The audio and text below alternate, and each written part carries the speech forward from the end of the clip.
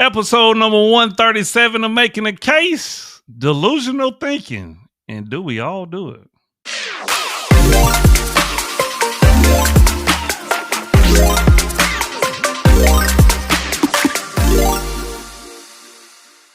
Hey, welcome back to another episode of Making the Case, episode number 137, man. We chugging along. Today's episode, we talking about delusional thinking.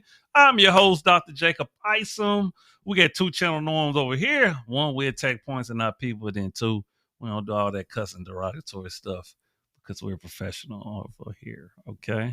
Now, hey, let's get straight into it. No messing around. So we're talking about now. Let me preface some things, right? When I say delusional thinking, I'm talking about both the I'm not talking about the extreme when we talk about delusional disorders and schizophrenia and things of that nature, right? That's a whole another topic and issue where we talk about mental disorders and we talk about brain cognitive functioning and stuff like that. I'm speaking of delusional thinking when it comes to just the everyday average person who get things kind of twisted up, right? Who literally don't want to believe in the things in data, facts, and statistics. They don't want to believe that the data market is what it is. They don't want to believe in contrary ideas, factual information, and so they just run with what they've been taught or what they heard. Right? I'm talking about these people. That is more common, I believe, nowadays, in people that you see and it's different for men and women, right? Women, I think, is more delusional when it comes to dating than men, and then men, I think, is more religious delusion, and it may be a little delusion when it comes to women. So that is the topic we're talking about today. So I got 3 videos for you, very short clips, and I'm talking about delusional from 3 different aspects, right?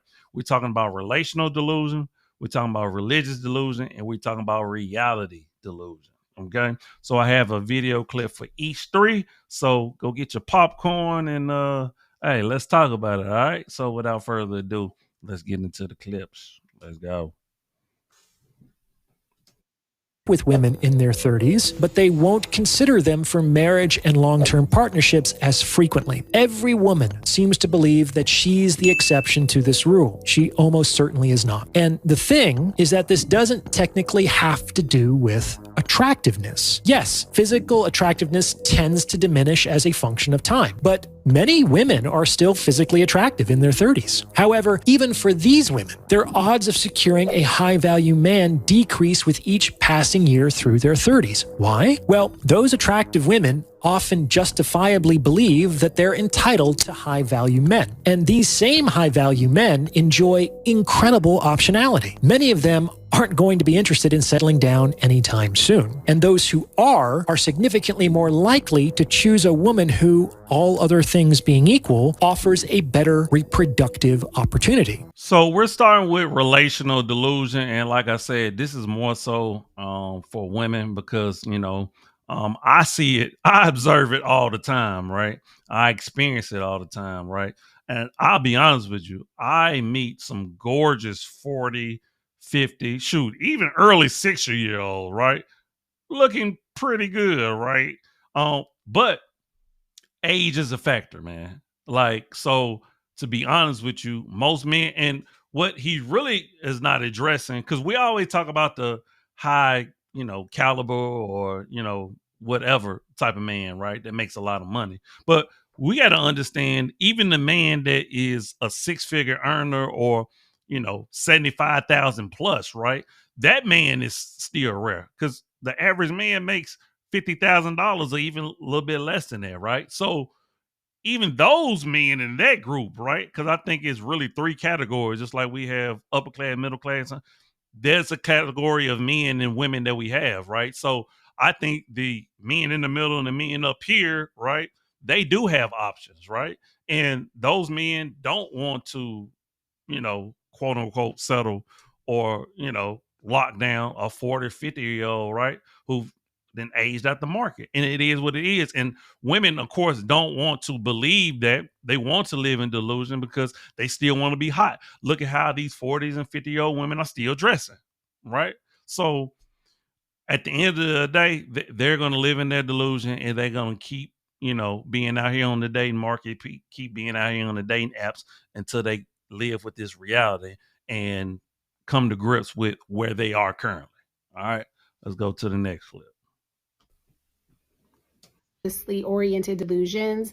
And so, how do we know? Generally, people who have beliefs that are accepted within their cultural system are not considered to be psychotic. So, for example, there's a lot of people who are Christians who believe that, Jesus died and he had a full death and then he rose. Since that is a common accepted belief amongst, many Christians, that would not necessarily consider to be psychotic or delusional, even though in the realm of medicine, today we have not seen that happen to anyone, right? But because that belief is accepted amongst their group and it's a widely held belief, we would not consider that to be a psychotic belief. Religious delusion is just a whole nother, because it's so many people that's living in it, right? Just like the young lady was stating, like the idea that people would truly and actually believe that these mythical things, these myths actually happen in real life, speaks to a whole nother level of delusion. And we're talking about very brilliant people who believe this, right? So that's why she was saying it's a whole nother. We really don't call it delusion because so many people believe in it, but it's still delusional, right? If you think a man lived inside a well, if you think the man walked on water, if you think a man turned water into wine, right? We've never seen these things happen again, but we believe it, right? So religious delusion, like, definitely impacts people because, like, when it comes to anything else outside of religion, we need proof, right? We need facts, but we disassociate ourselves religiously when it comes to things because we don't want to let go our beliefs because it's so tied to who we are. All right. Hey, let's get into the last one. We talking about the delusion of reality. Let's go.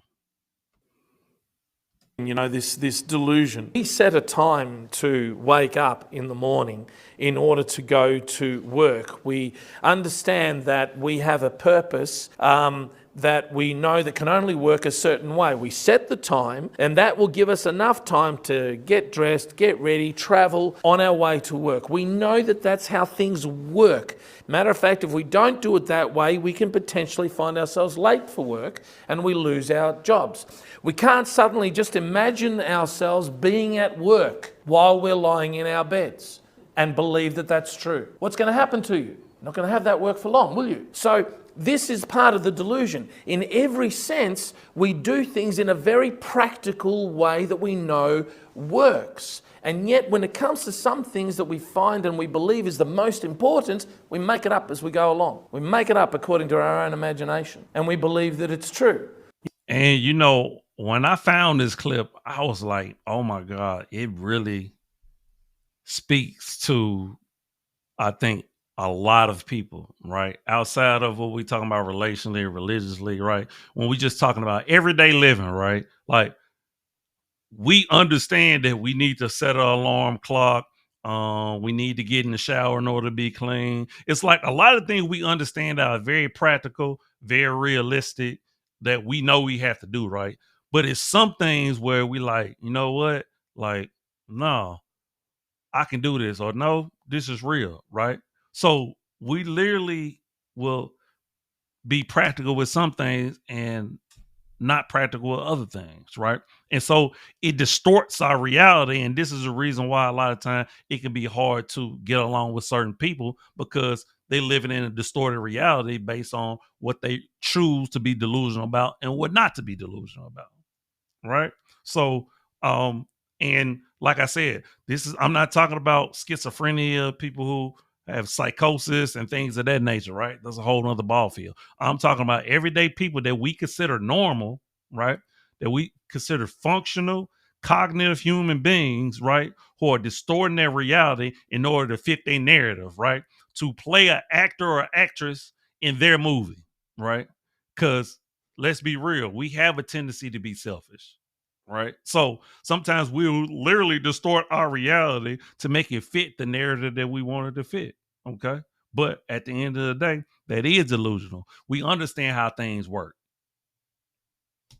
All right, so that's our episode for today, man. Hopefully, you gained a better understanding of the topic. Let me know what you think, man, about delusional thinking. And, did I make the case? Was I on something? Was I off something? Just, let me know. Like, share, comment on the video. All right. But as always, I'm you and me. Love, always love, return. Remember, the worst thing you can do is lie to yourself.